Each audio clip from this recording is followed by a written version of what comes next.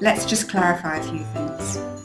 Firstly, in Australia, a resume, curriculum vitae and CV are actually all exactly the same thing.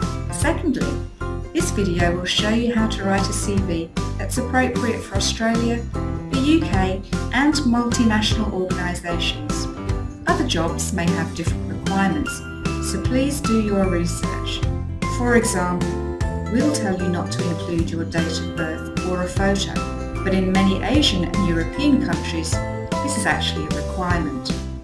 Thirdly, to make things easy, we've provided a template for you to fill in, but don't feel that you have to use it. So let's begin by understanding that the purpose of your CV is to get an interview. That's it. It's not your autobiography or a list of everything that you've ever done. Your CV needs to convince the employer in about 15 seconds that you are the perfect candidate for them and that job, and make them want to meet you in person. Yes, that's right, 15 seconds. Employers receive hundreds, sometimes thousands of applications for just one job. In fact, a lot of recruiters use software that scans applications for keywords and phrases. And applications that don't contain these keywords or phrases can be automatically rejected. So it's important to analyse the job and identify the keywords. These are often skills, so you need to make sure that you use these exact keywords throughout your CV so that they can quickly and easily see that you match exactly what they're looking for. So yes, you do need to change and tailor your CV and cover letter for each different job you apply for. The first section of your CV is your contact details, so the employer can get in touch with you. Put your first name first and your family name last. A CV is not a legal document, so if you prefer to use an English version of your name, that's okay. But keep your name consistent throughout your whole application. Include your phone number and make sure you have a voicemail and a professional voicemail message, so that if an employer rings you, they know they've got the right number and can leave a message. Have a professional email address. Employers will not be impressed by something like this. You don't need to include your date of birth, marital status or a photo. The next section is your education. This really only needs to be your university education. Employers are not really interested in where you went to high school or before. List your most recent qualification first, so if you're doing a master's degree, put that first. If you've got high distinctions or distinctions for relevant subjects, or have won a scholarship, then you can include these too, but please don't list all of your subjects. The next section is your relevant work history. This is where you list any jobs or internships that are directly related to the job you're applying for. It doesn't matter whether they were full-time, part-time, casual, or you only did it for a few months. And it doesn't matter whether you got paid or not. If it's related to the job you're applying for, include it. Remember, the employer is only going to spend a few seconds reading your resume, so put the most important information towards the top of the first page, because they may not even bother to read the second page. When providing your employment history, start with the most recent job and go backwards from there. This is called reverse chronological order. Don't just list what you did. Instead, use about 3 to 4 bullet points to describe achievements or outcomes that demonstrate that you have the skills and qualities that the employer is looking for. Remember to include the key words. A powerful statement will start with an active verb, will include a keyword, and will also include some quantitative information.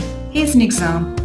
Instead of saying, I was responsible for receipts payable, it sounds a lot better to say something like, efficiently processed over 200 receipts payable transactions a day with 100% accuracy.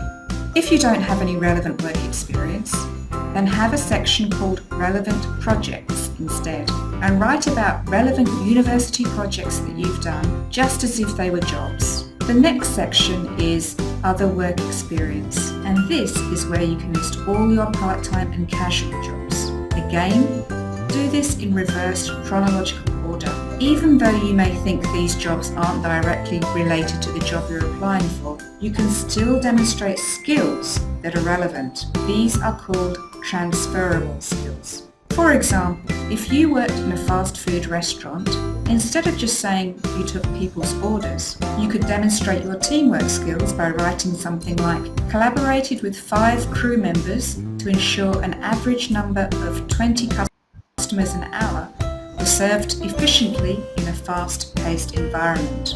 Often your part-time and casual jobs provide a great opportunity to demonstrate some of the skills that you may not have had the chance to do in your relevant work experience, such as leadership, or planning and organising, or time management, so it is important to include them. The next section is extracurricular activities. This is anything outside of study and work, so includes things like clubs, volunteering, sports and music.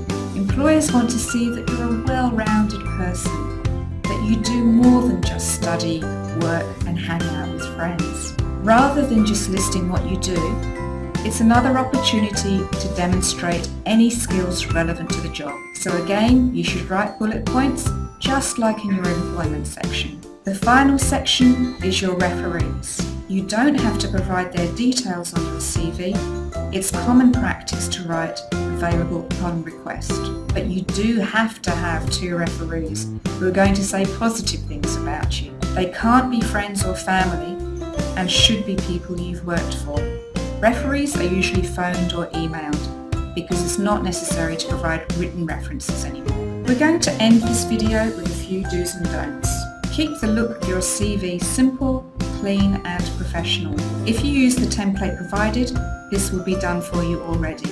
Use fonts such as Arial or Calibri in size 11 or 12. Try not to use colourful fonts or fancy paper, just black text on white paper. Though there is a disclaimer here, some creative industries do prefer interesting resumes, so you need to research and look at typical resumes in your chosen industry. Ensure that everything is formatted and aligned consistently, and that the fonts and the bullets are the same style and size. Your CV shouldn't be any more than 2 pages, because busy recruiters are unlikely to read anything more. Don't include unnecessary information to just try and make your CV look more impressive. A 1-page CV that only includes relevant information tailored to the job is far better than 2 pages of irrelevant content. And finally, make sure you proofread your resume and get someone else to double check it. Just one spelling mistake can result in your application being rejected. We hope you enjoyed this video. Now it's time for you to start writing your CV. Good luck!